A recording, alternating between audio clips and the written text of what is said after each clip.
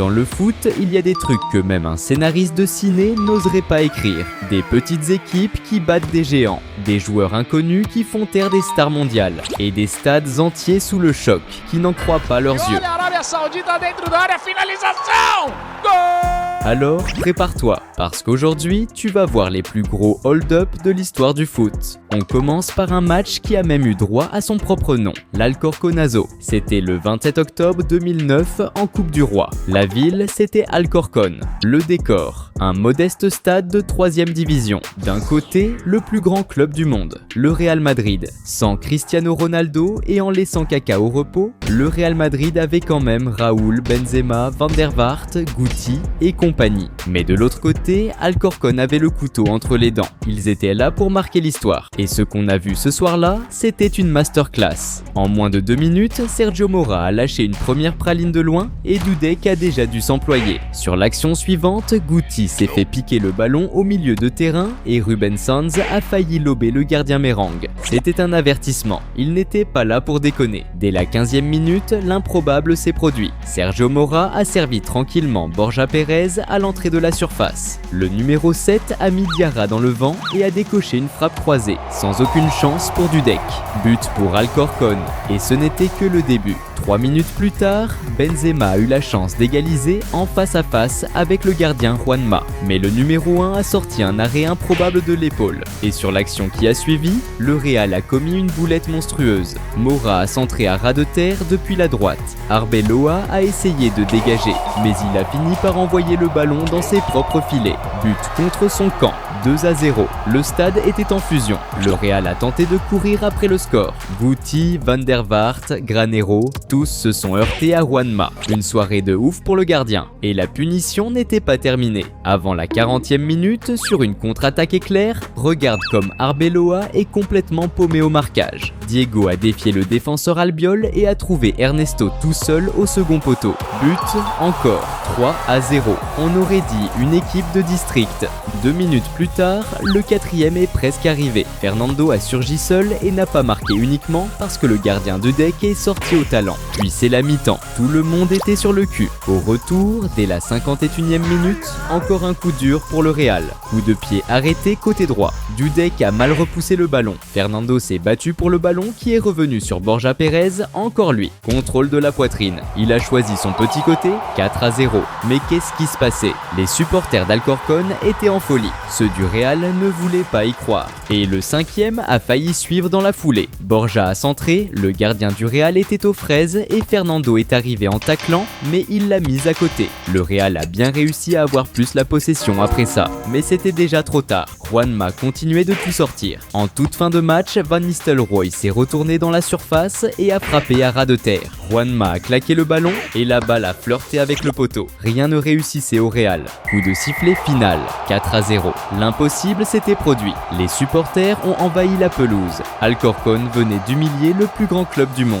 Au match retour, le Real a bien gagné 1-0 au Bernabéu. Mais c'était insuffisant. Beaucoup trop insuffisant. L'élimination a fait la une dans le monde entier. Et encore aujourd'hui, ce match est considéré comme l'une des plus grandes humiliations de l'histoire merengue.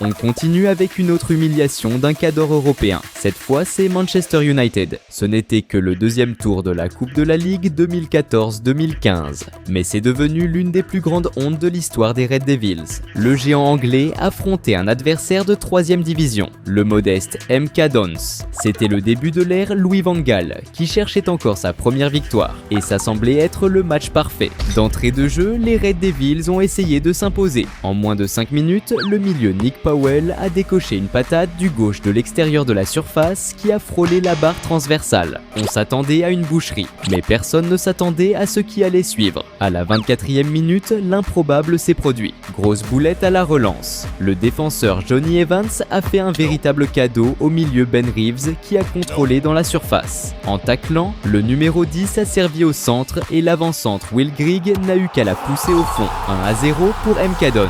Un truc de fou. La petite équipe équipes prenaient l'avantage. Manchester a essayé de réagir, mais n'arrivait pas à percer le verrou des locaux. Le marquage était étouffant. Jusqu'à la mi-temps, les hommes de Van Gaal n'ont pas réussi à cadrer une seule frappe dangereuse dans la surface. Et le scénario de la tragédie allait continuer en seconde période. À 58 minutes de jeu, le milieu Andreas Pereira a trouvé l'attaquant Welbeck entre les lignes. Le numéro 19 s'est bien retourné et a frappé en force, mais le ballon est passé directement en sortie de but. 3 minutes plus tard, le MK Dons a répondu avec la manière. Daniel Powell a été servi après un bel échange et a tiré au ras du poteau, forçant le gardien de GA à une grosse parade. Mais c'est là que ça a été le chaos total. À la 62e minute, encore une action côté gauche. Reeves a centré dans la boîte. Et pendant que la défense de United était complètement à la rue, Will Grigg tout seul a décidé de la pousser au fond des filets avec la poitrine. 2-0. Grigg Onfir, United prenait l'eau. Et ça ne s'est pas arrêté là. 7 minutes plus tard, le cauchemar a continué. Reeves est encore apparu en tant que maestro. Il s'est retourné, a regardé à l'opposé et, avec une passe qui a cassé les lignes, a mis l'attaquant Afobe sur orbite. Le numéro 9 a battu De Gea, 3-0. Troisième passe décisive de Reeves. Il était en train de leur faire la misère. United n'arrivait à être dangereux que de loin. À la minute 71, l'attaquant James Wilson a tenté sa chance de loin. Mais le gardien David Martin était dans un grand soir et a repoussé le ballon avec autorité. Et alors qu'on pensait que la honte était déjà totale, à la 83e, le golazo est arrivé. Afobe a reçu une longue ouverture depuis sa défense, a mis Evans sur les fesses, a envoyé le latéral Vermigel au sol, a passé Andreas Pereira et a fusillé De Gea dans le petit filet. Un golazo incroyable. 4-0, une masterclass, un show. 3 minutes plus tard, Manchester a failli réduire le score. Pereira a centré sur la tête de Wilson qui a placé une tête puissante. Mais David Martin, en mode héros, a sorti un autre arrêt de malade. Sur le corner, Vermigel a surgi pour tenter sa chance à nouveau. Mais même ça ne marchait pas. Le gardien a capté le ballon et a verrouillé le score. Coup de sifflet final. 4-0, une déculottée historique. L'équipe de Van Gaal est sortie la tête basse. Le stade du MK Dons a explosé. Élimination des Red Devils. L'un des plus grands fiascos de l'histoire de Manchester United et une soirée inoubliable pour le MK Dons.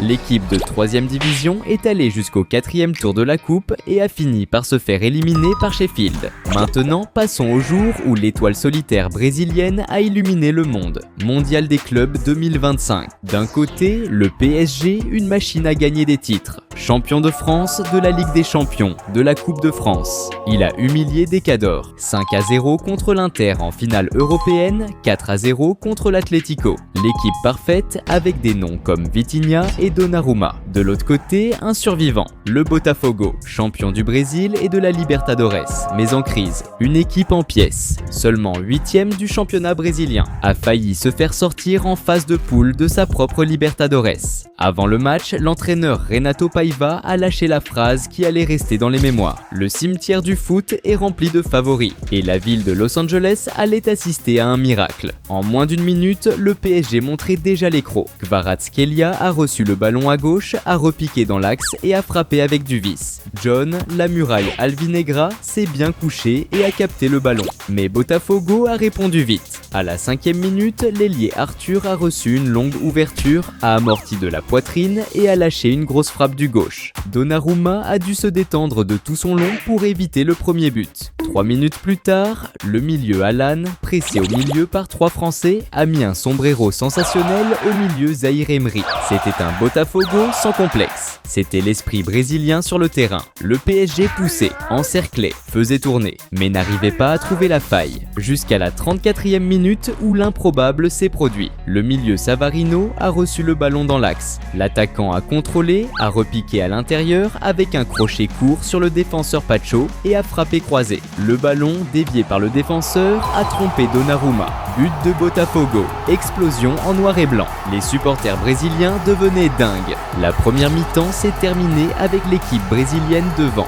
Mais la bataille n'en était qu'à la moitié. Dès le retour des vestiaires, à la 47e, Botafogo a placé une contre-attaque foudroyante. Arthur a sprinté, est parti de sa défense et a trouvé le latéral Alex Telles dans le dos d'Hakimi. Le latéral a tiré mollement et Donnarumma a sauvé. Dans la foulée, grosse frayeur. Le milieu Vitinha a tiré un coup franc vicieux et l'attaquant Gonzalo Ramos a dévié dans les 6 mètres. John était là, impérial, serein, un patron. Le PSG dominait outrageusement. Mais Botafogo ne bronchait pas, ne tremblait pas, défendait comme une armée. Chaque tacle était une finale, chaque duel c'était comme un but.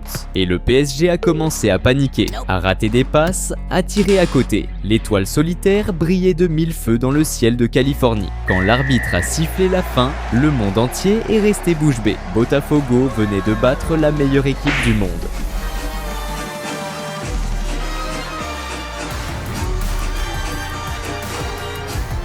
Dans les tours suivants, Botafogo a été stoppé par un autre Brésilien, Palmeiras en 8e. Et le PSG est allé jusqu'en finale, mais a fini par être battu par Chelsea. Le match suivant s'est déroulé sur la plus grande scène du football, la Coupe du Monde. C'était le premier match de l'Argentine, double championne du monde, qui restait sur une série de 36 matchs sans défaite. Il y avait Messi, Di Maria, Lautaro, De Paul. De l'autre côté, l'Arabie Saoudite faisait face à l'un des plus grands défis de l'histoire de son football. Et ce qui semblait improbable est devenu réalité. Dès la première minute, la première alerte. Di Maria a fait un bon débordement à droite et a centré. La défense a dévié et le ballon est revenu tranquillement pour Messi qui a placé un plat du pied parfait. Mais le gardien Alois a fait une grosse parade, évitant le premier but. Quelques minutes plus tard, à la 6e, la VAR a signalé un ceinturage sur le milieu Paredes dans la surface. Penalty. Messi s'est présenté et avec toute sa classe a pris le gardien à contre-pied.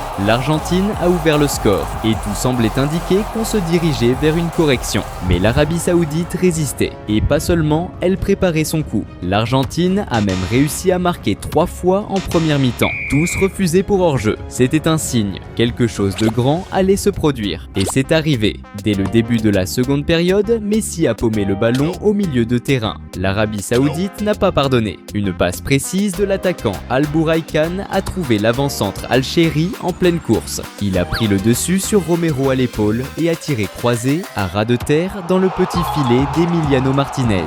Égalisation, explosion, incroyable. Ce qui était déjà une surprise est entré dans la légende 5 minutes plus tard. La défense argentine a mal dégagé et le ballon est revenu à gauche pour le milieu Salem Al-Dawsari. Le numéro 10 saoudien a contrôlé, a repiqué vers le centre, a effacé 2 défenseurs et a envoyé un missile.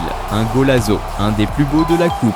2-1, le retournement de situation de l'impossible. L'Argentine a tenté de réagir. À la 62e, l'égalisation est presque arrivée. Après un cafouillage dans la surface, le latéral Tagliafico a dévié le ballon dans les 6 mètres et Alois a sorti un arrêt venu d'ailleurs. C'était le début d'une série d'arrêts héroïques du gardien saoudien. À la 83e, Messi a placé une tête seule après un centre de Di Maria. Et une fois de plus, il était là. Alois sauvait tout. Puis le temps additionnel, 14 minutes de pure folie. C'était attaque contre défense. Le cœur a mis à l'heure. Chaque corner, chaque dégagement de la défense saoudienne était célébré comme un but. Et quand le coup de sifflet final a retenti, l'impossible avait été fait. L'Arabie Saoudite battait la puissante Argentine. Messi battu pour son premier match. L'un des plus grands hold-up de l'histoire de la Coupe du Monde. Un match pour l'éternité. L'Arabie Saoudite a fini par être éliminée en phase de groupe, mais ce match a servi de déclic pour l'Argentine qui a conquis le monde sous la houlette de Messi. Et si tu as maté la vidéo jusqu'ici, tu vas lâcher ton like, non? Et abonne-toi aussi à la chaîne parce que si ça vous plaît, on fera une partie 2 et 3 de cette vidéo. En attendant, mate cette vidéo qui s'affiche sur ton écran, je suis sûr que tu vas kiffer. Mon nom est Christian Castro et on se capte dans la prochaine vidéo.